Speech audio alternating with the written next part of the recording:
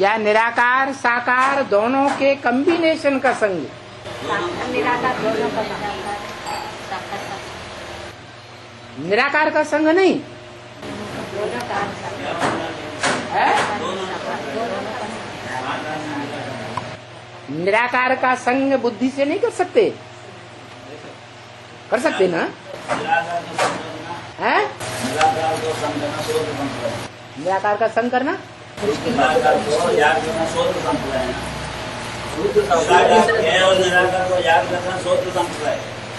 शुद्ध संप्रदाय नहीं। मुरली में पॉइंट ये नहीं आया।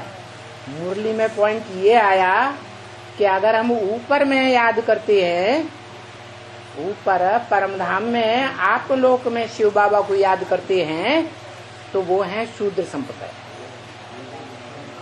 जब निराकार आत्माओं का निराकार बाप इस सृष्टि पर आया हुआ है, तो ऊपर क्यों याद करते हैं?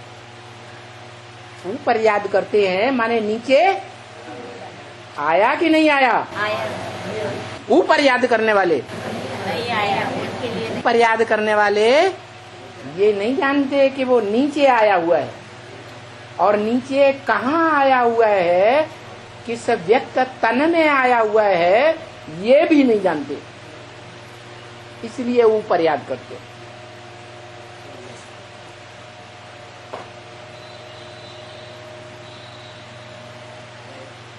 और ऐसे ऊपर याद करने वाले बहुत हैं या थोड़े हैं?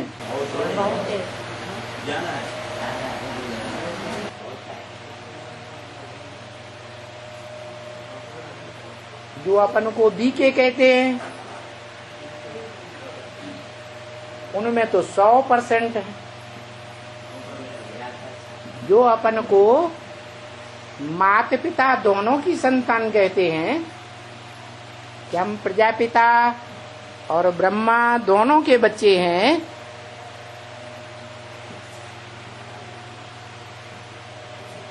उनको क्या कहेंगे? है? उनकी संपन्न याद है या अधूरी याद है? संपन्न याद है। दोनों को याद करें, माँ बाप को। माँ बाप दोनों को याद करते, मतलब साकार में निराकार को याद करते हैं ना।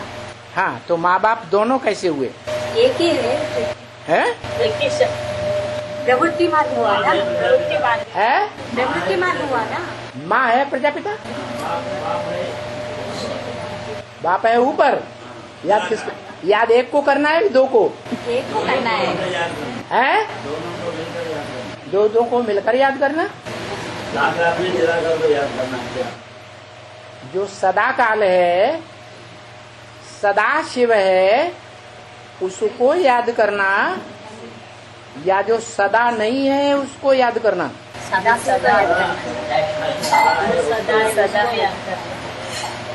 जो सदा ऊपर है, ऊंची स्टेज में, पतित तन पतित दुनिया में भी आता है, पतितों के बीच में आता है, तो भी बुद्धि से ऊपर रहता है। वो सदा इस दुनिया में रहता है, इस दुनिया से परे रहता है, परे रहता है। इसको याद करते हैं। जो सदा शिव है उसको याद करते है? जो सदा शिव है उसको याद करते। सदा शिव कौन है? मनुष्य सृष्टि का बाप पुरुषार्थी जीवन में जब याद में बैठा हुआ है, तब कहें सदाशिव। नहीं, तो सदाशिव कहाँ हुआ? जब संपन्न होता है, जब संपन्न हो जाता है, बाप समान होता है। तो जिसे हम सदाशिव कहते हैं, वो सदाशिव संपन्न है तो भी सदाशिव है, और संपन्न नहीं है तो भी उसमें कौन प्रवेश है? है? शिव ही प्रवेश है।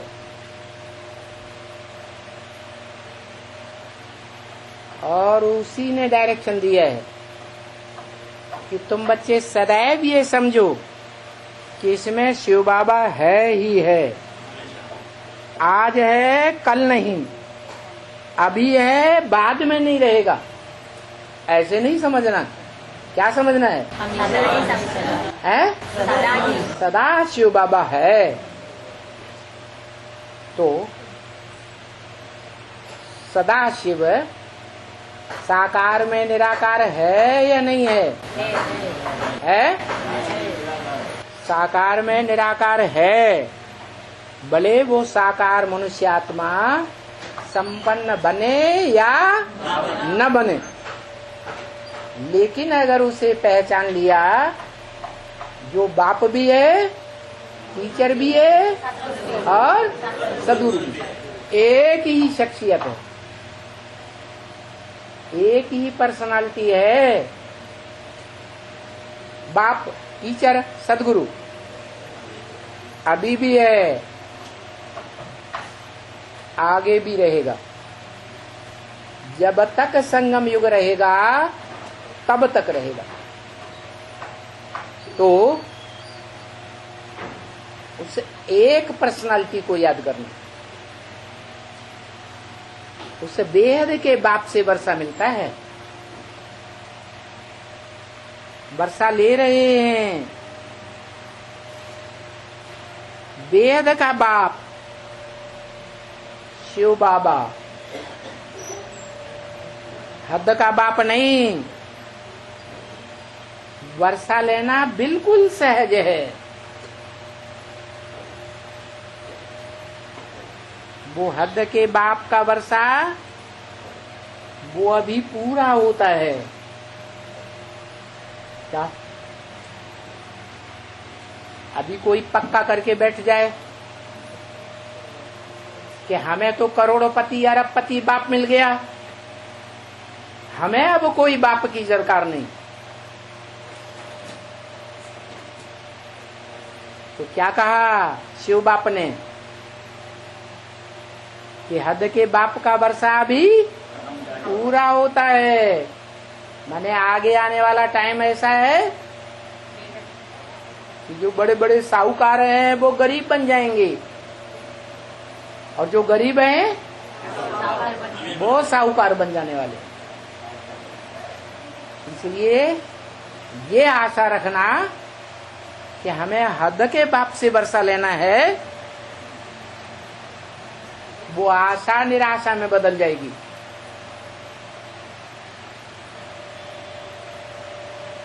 वो जन्म, हद का जन्म, जो गर्भ जेल से जन्म मिला, वो हद का जन्म, हद का वर्षा अपने पूर्व जन्मों के या इस जन्म के कर्मों के अनुसार मिलता है। क्या हद का वर्षा पूर्व जन्म के कर्म या इस जन्म में भी जो हम कर्म करते हैं अच्छे बुरे, उसके अनुसार मिलता है। यहाँ तो हमें बाबा ऐसे कर्म कराते हैं जो 21 जन्म का वर्षा हमें मिलेगा। क्या? हाँ, जन्म जन्मांतर का वर्षा मिलेगा। कर्म की बात सतयुग त्रेता में कुछ होती ही नहीं। क्या कि वहां हम कोई अच्छे कर्म करेंगे तो अगला जन्म हमें राजा के यहाँ मिलेगा। सतयुग त्रेता में जो भी प्राप्ति होती है वो कहाँ के कर्मों की प्राप्ति होती है? संगम युग में जो हमने कर्म किए हैं उन कर्मों के आधार पर प्राप्ति होती है। क्या? श्रीमत के अनुकूल जो कर्म किए हैं उनके आधार पर प्राप्ति होती है। क्या? छोटा देवता बनेंगे या बड़ा देवता बनेंगे? ज्यादा पूजनीय बनेंगे या कम पूजनीय बनेंगे? यहाँ ऐसा कर्म किया है तो वहां ऐसे ही देवता बनेंगे। श्रीमती के अनुकूल श्रेष्ठ कर्म करते हैं तो श्रेष्ठ से श्रेष्ठ देवता बनेंगे। तो देखो वहां कर्मों की कोई बात नहीं चलती है। कहाँ? सतयुग त्रेता में कर्मों की कोई बात नहीं चलती। यहाँ दुख और सुख होता है, इसलिए कर्म की बात है। सुख और दुख इस जन्म में जो हमें मिल रहा है, किस आधार पर मिलता है? पूर्व जन्म में या इस जन्म में हमने जो कर्म किए हैं, उनके आधार पर हमको सुख या दुख मिलता है। इस जन्म में भी अगर हमने श्रीमत के बरखिलाफ कर्म किया है तो उसका खमाजा इसी जन्म में मिलेगा या सतयुग में मिलेगा? इसी जन्म में भोगना पड़ेगा। वहां सतयुग त्रेता में है ही सुख, वहां दुख की कोई बात है ही नहीं। वहां कर्म की बात उठ ही नहीं सकती कुछ भी। क्यों? क्योंकि यहाँ संगम युग में हमने जो श्रीमत के अनुकूल अच्छे कर्म किए हैं, उनका फल हमको 21 जन्मों में मिलता है। वहां हम अच्छे बुरे कर्म नहीं करते, देह का आधार लेकर। देह अभिमानी बनकर हम वहां कर्म ही नहीं करते। आत्मिक स्थिति में रहते हैं, इसलिए कर्म विकर्म भी नहीं बनता और कर्म सुकर्म भी नहीं बनता। वहां पुण्य भी नहीं बनता और वहां पाप भी नहीं बनता। यूं भी किसको भी समझाएंगे, बरोबर सतयुग त्रेता स्वर्ग में मनुष्य थे तो स्वर्गवासी थे। कहाँ के वासी? स्वर्गवासी। स्व माने आत्मा, ग माने जाने वाले। कहाँ जाने वाले? आत्म की स्थिति में जाने वाले थे। क्या? कैसी स्थिति में थे? आत्म की स्थिति में जाने वाले थे। वो आत्म की स्थिति हम यहाँ बनाएंगे या सतयुग में ही बनाएंगे? यहाँ बनाएंगे। यहाँ शरीर रहते रहते अगर आत्म की स्थिति सदाकाल की नहीं बनाई तो इस जन्म में इस शरीर के द्वारा हम स्वर्ग अनुभव नहीं करेंगे। इस जन्म में हम स्वर्गवासी नहीं बनेंगे। जैसे दादा लेखराज और ओम राधे, मम्मा बाबा की आत्मा शरीर रहते ऐसे कर्म नहीं कर सके। कैसे? आत्म की स्थिति में सदा रहने वाला, देभान को त्याग करने वाला कर्म हम नहीं कर सके वो मम्मा बाबा। इसीलिए वो सतयुग में जाकर के क्या बनेंगे? देवता बनेंगे। यहाँ इस जन्म में देवता साकार शरीर से नहीं बनते। और स्वर्गवासी तो जरूर सुखी होंगे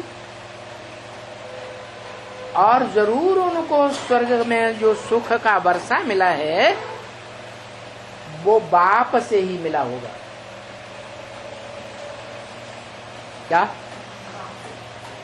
स्वर्ग में भी जो वर्षा पाएंगे सुख का वर्षा, एक जन्म का, ज्यादा जन्म का या पूरे 21 जन्म का सुख का जो वर्षा पाएंगे वो वहां के कर्मों के अनुसार पाएंगे या संगम युग में पाते हैं? संगम युग में मिला होगा। बाकी अभी कब मिला? अभी संगम युग में वो वर्षा कब मिला? उसका कोई टाइम निश्चित है?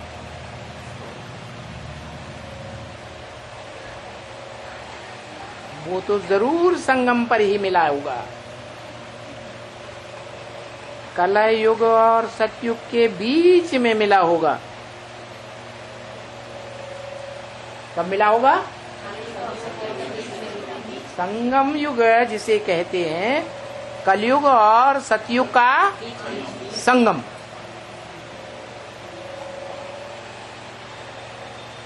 कौन सा टाइम? कलयुग और सतयुग का संगम कौन सा टाइम कहें? उत्सव में स्तंभ कब निकलेगा? तब उत्सव में विश्वोत्तम संगम युग कब होता है? तब निकलेगा। कब कब होता है? 76 से 76 से वर्षा मिला किसी को? लक्ष्मी नारायण को मिला। लक्ष्मी नारायण को वर्षा मिला कि मन बुद्धि रूपी आत्मा ने अनुभव किया? मन बुद्धि रूपी आत्मा ने अनुभव किया कि शरीर ने अनुभव किया?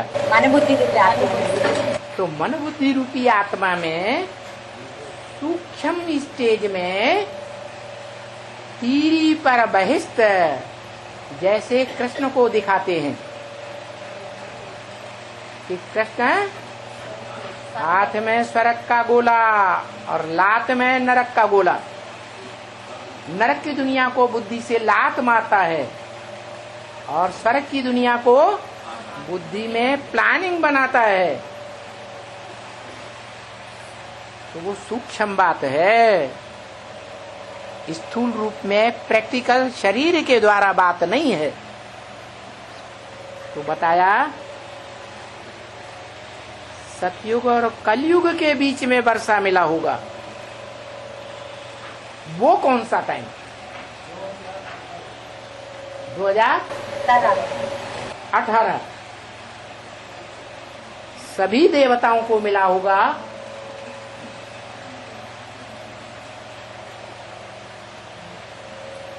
या कोई को मिला होगा, कोई को नहीं मिला होगा? कोई कौन?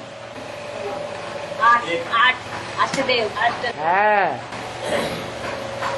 अष्टदेव को मिला। और किससे मिला? बाप से के मिला। बाप से मिला। नहीं तो संगम युग तो बहुत गाया हुआ है, 100 साल का भी गाया हुआ है। लेकिन वास्तव में अभी ही बोला इसी मुरली में। क्या बोला? राजा जनक को 1 सेकंड में जीवन मुक्ति। तो जब मनुष्य सृष्टि के बाप को ही 1 सेकंड में जीवन मुक्ति मिलती है, तो हम बच्चों को भी वही 1 सेकंड अनुदा हुआ है हमारे पुरुषार्थी जीवन का। जब कलयुगी पापी कर्मों पर हम जीत पालेंगे और पुण्य के कर्म का हिसाब किताब शुरू हो जाएगा।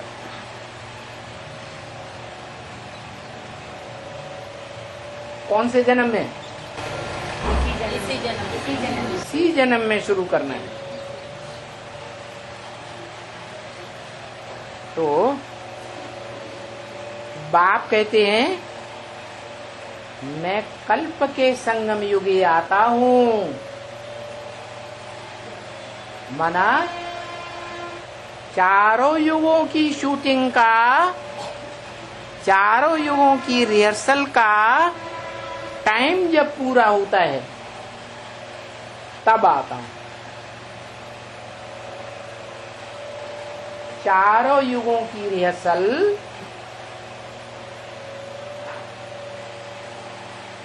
सिर्फ रुद्रमाला के आधार पर है या रुद्रमाला और विजयमाला दोनों के आधार पर है? दोनों के आधार पर, क्योंकि स्वर्ग में जो भी देवी देवताएं होंगे वो सब प्रवृत्ति मार्ग वाले होंगे या निवृत्ति मार्ग वाले होंगे? प्रवृत्ति मार्ग वाले। इसलिए मैं कहता हूं मैं कल्प के संगम युगे आता हूं। चारों युगों की शूटिंग पूरी होती है, माना कल्प का संगम हुआ।